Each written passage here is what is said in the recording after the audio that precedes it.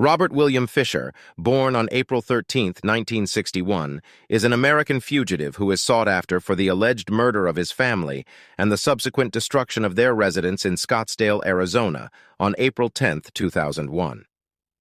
Fisher had a diverse professional background, having served in the United States Navy and worked as both a firefighter and in the medical field. He tied the knot with Mary Cooper in 1987, and together they had two children, Bobby and Brittney. However, their family life was plagued by hardships.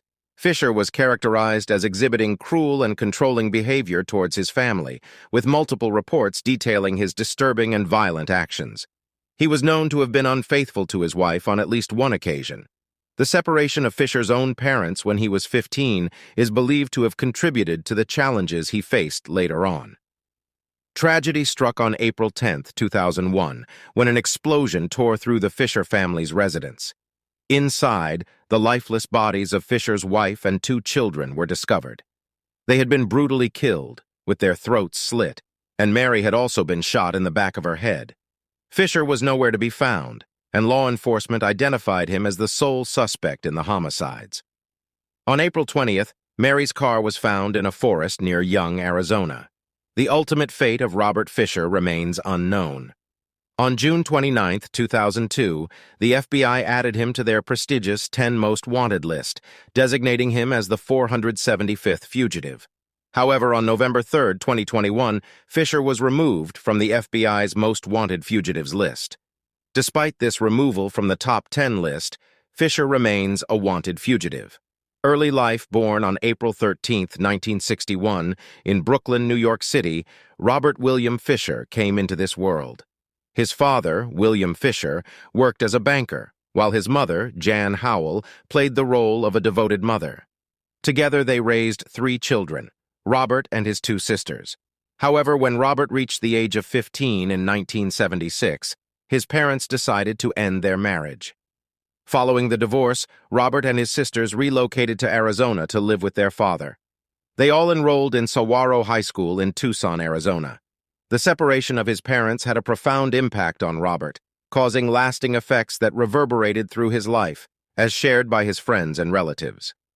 A close friend from high school described him as harboring deep bitterness towards the divorce.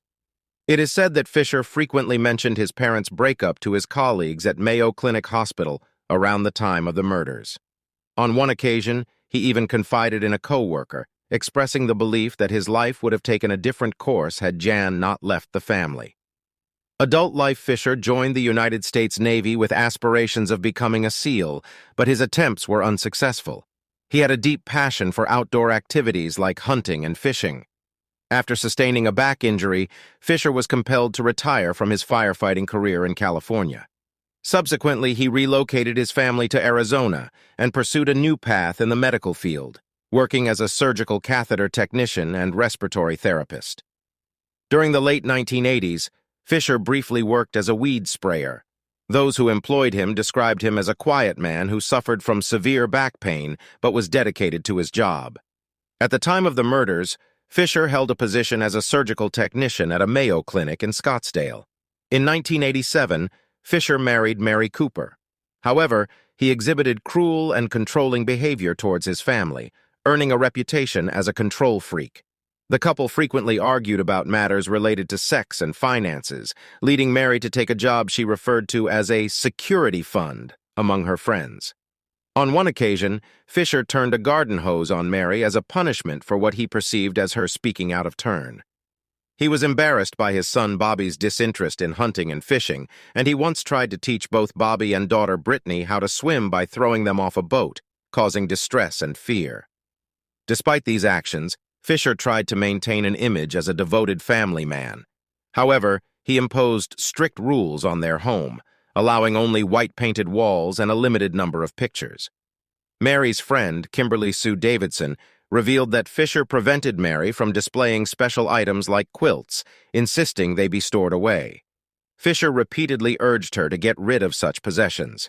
Despite his efforts to portray himself as a family-oriented person, his controlling behavior was evident. According to Mary's mother, Ginny Cooper, Fisher avoided socializing with extended family due to his fear of getting close to people and losing them.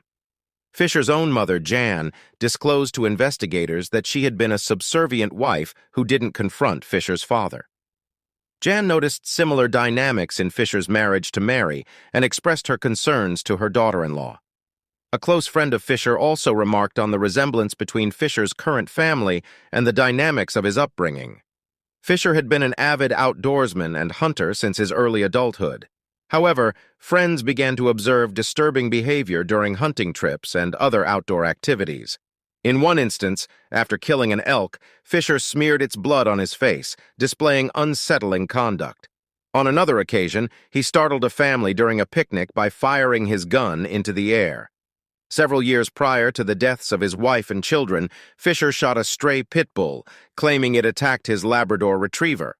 However, the police suspected that Fisher orchestrated the encounter to justify shooting the dog. Although Fisher had actively participated in the men's ministry at Scottsdale Baptist Church, he gradually withdrew from church activities a few months before the murders, in contrast to Mary's continued involvement.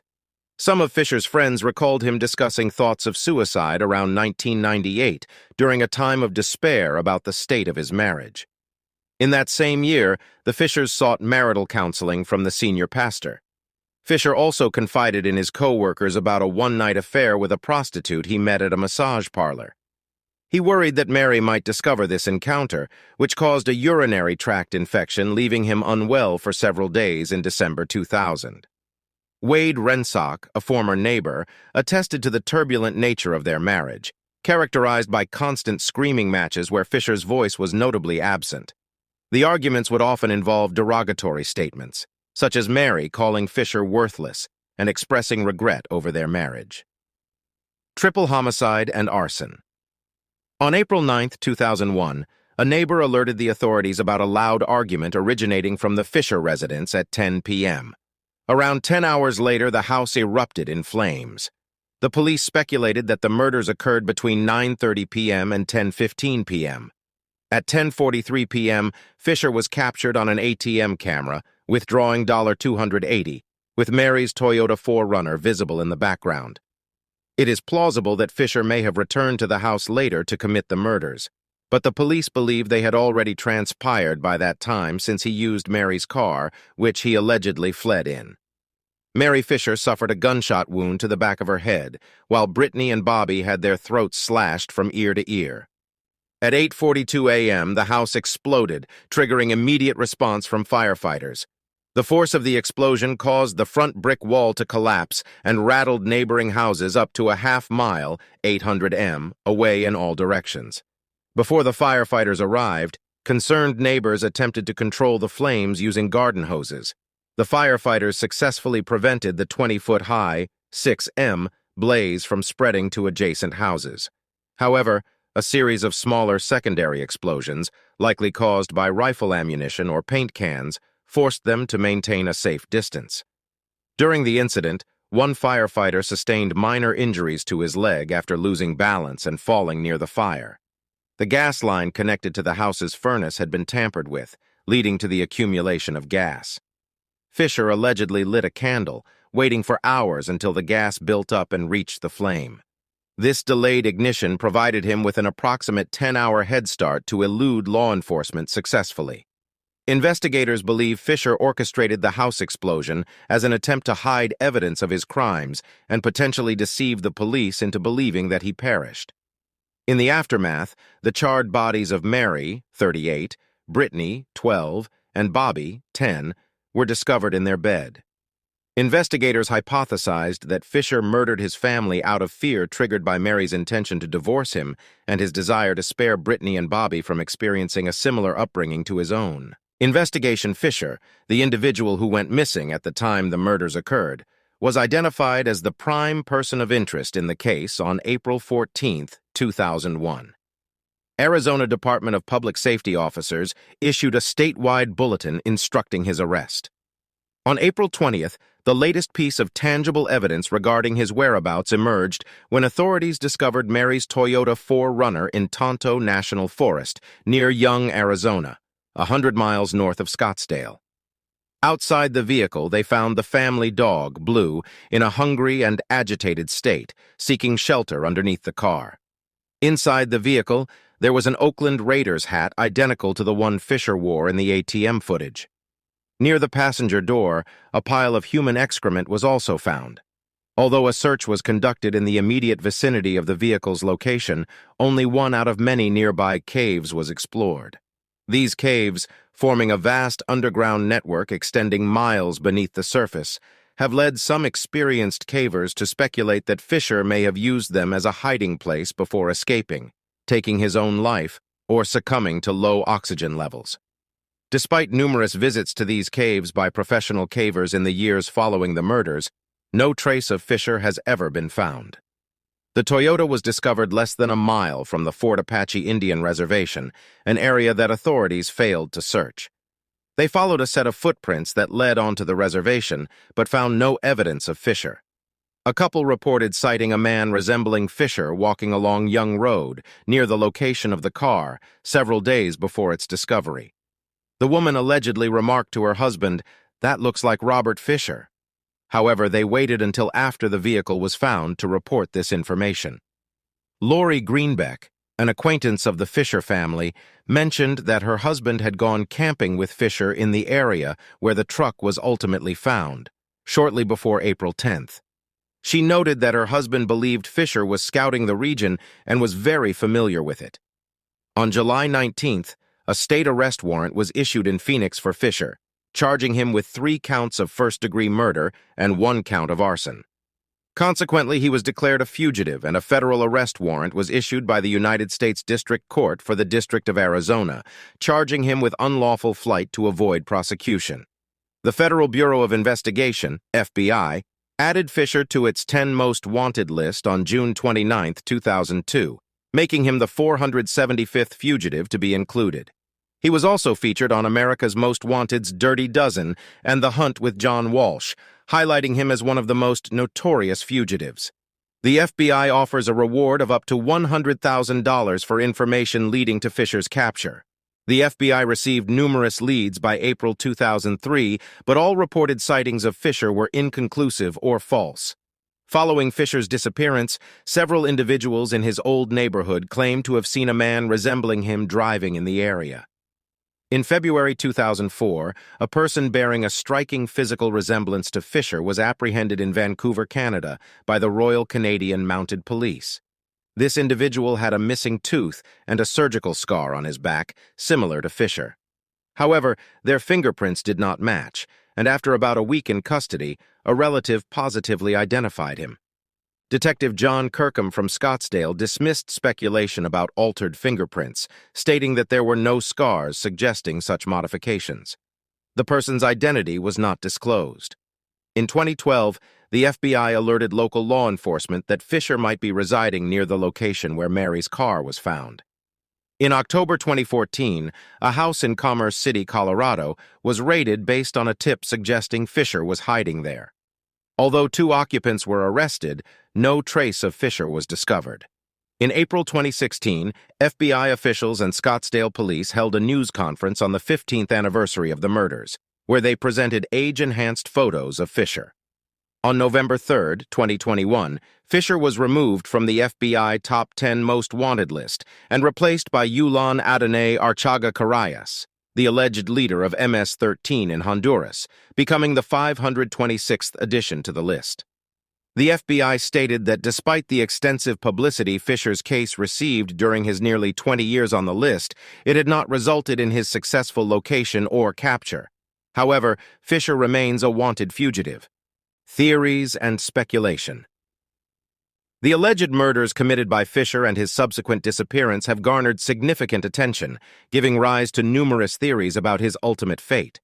Factors such as the considerable amount of time that has passed since his disappearance, the limited amount of money he was believed to have had, and his previous expressions of suicidal thoughts have led to speculation that he may have taken his own life or perished in the wilderness where Mary's car was found, with his body remaining undiscovered. However, there are those who disagree and believe that he likely survived, potentially starting a new life under a different identity. In this scenario, it is possible that he passed away after spending years as a fugitive without his remains being identified.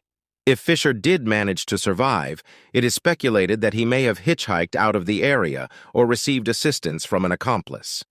There is a theory suggesting that he could have utilized his survival skills to continue living in the Payson wilderness near where his wife's car was located. However, law enforcement officials and survival experts are skeptical of this possibility due to the challenges of finding sustenance and shelter in that environment, as well as the absence of any evidence indicating someone living in those woods. Detective John Heinzelman remarked, "He could be living in a small town, working as a handyman and receiving cash payments. Alternatively, he could be blending in unnoticed in a big city." Another theory proposes that Fisher may have crossed the southern border of the United States, taking advantage of looser border security prior to the September 11th attacks. A hostile encounter in Guatemala in 2009 involving a man resembling Fisher adds to this speculation. Police have also considered the possibility that Fisher may have started a new family, citing concerns that he might eventually repeat the tragic events of his initial family's demise. This serves as one of the primary motivations for their continued search. However, some authorities have conceded that they may never uncover the truth about Fisher's whereabouts. Detective Heinzelman stated, "Perhaps this is the closest we will get to knowing what happened, acknowledging that he did it, but never finding him again." FBI agent Bob Caldwell has provided insight into Fisher's personality and habits, characterizing him as arrogant, cocky, and a know-it-all, as well as a loner. Fisher is known to chew tobacco, particularly favoring the Copenhagen brand. While his appearance is described as average, he sometimes walks in an unusual, erect manner due to a back problem stemming from his previous injury as a firefighter. Fisher is an avid hunter and fisherman. He is considered to be armed and extremely dangerous, and has connections to both Florida and New Mexico.